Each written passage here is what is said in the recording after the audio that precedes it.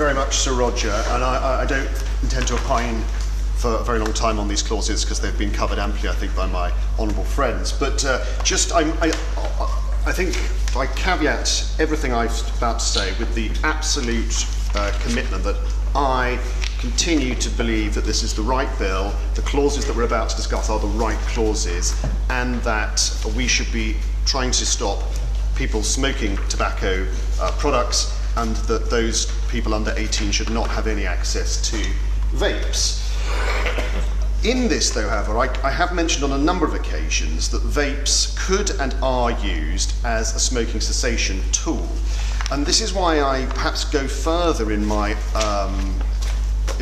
desire than my honourable friend the Shadow Minister does around the amendments that she's put forward. Now, I don't know whether she's going to move them formally or not, but I do ask the Minister to think about the issue of smoking cessation. Now, my honourable friend the Shadow Minister talks about how potentially somebody who is promoting smoking cessation might fall foul of these rules as they are written. The Minister shakes his head, and I'm sure he can give us reasons for that in a minute. I'd go one step further. So, for example, we do allow for the promotion and advertisement of gums and nicotine patches with nicotine because they are classed as a medical product in terms of being effective smoking cessation. Now, of course, we don't want anybody who does not smoke, either an adult or a child, to be chewing nicotine gum or wearing nicotine patches. And I'm not, to be frank, clear if there's any evidence that they do. I suspect they are not seen as, I think the phrase the Minister used last week was sexy. I don't think anyone thinks that chewing gum is particularly sexy, and certainly a patch on your arm isn't sexy. And so I do accept that those are not in the same bracket as a vape that has colourful packaging, etc., etc. But given that gums and nicotine patches are monitored by the MHRA, and indeed this is where potentially, and I know the Minister has indicated they're looking for a new home for vapes, but currently, as it stands in the law, they would be monitored by the MHRA. If we're going to say that they are in that similar vein in terms of smoking cessation as a patch or a gum, I think it would be possible that we could actually want to be able to promote and publicise. That may be in a doctor's surgery, that may be in, as my honourable friend says, in a maternity ward. So don't smoke, instead use a vape or a patch or a gum. Now, if the advert said in a doctor's surgery said gum or patch, there would be no problem. But in this law, if they said vape, my understanding would be that they would fall foul of that law. And as the Honourable Member of the Shadow Minister said, they may not want to be fall foul of that law, but I almost think potentially we might want to be able to advertise vapes in that very limited circumstance as a smoking cessation tool in an appropriate place, i.e. a pharmacy or a doctor's surgery. So, yes, I'm very happy. Thank you. Thank you, Chair.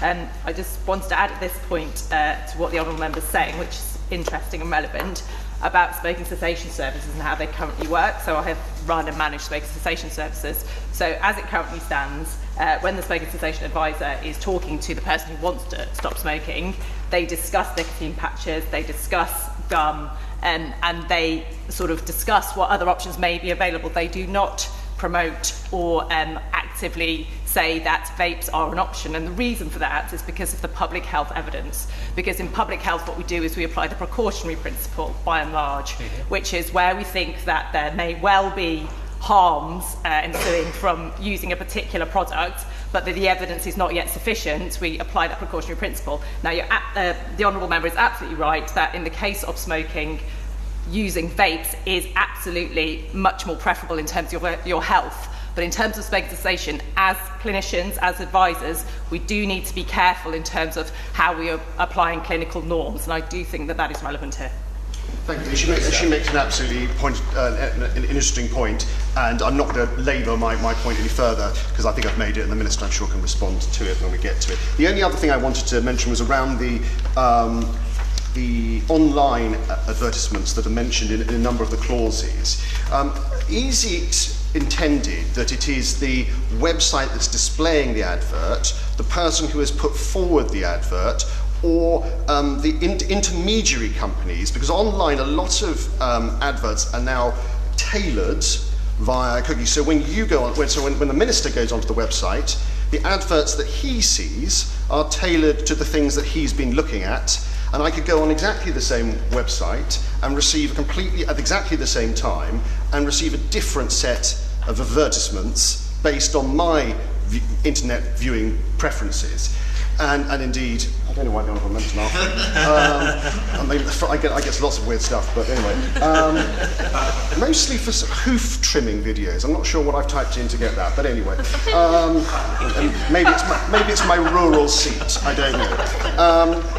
But my point is that actually those are totally unconnected to the website that I am looking at, and the website that I am looking at essentially has no control, as far as I understand it, as to what adverts are being displayed. So I just want to, because the internet is so complicated in that terms, what thoughts has the Minister got around that, where essentially the internet provider, the website, may not have any knowledge about what adverts are being put on its site?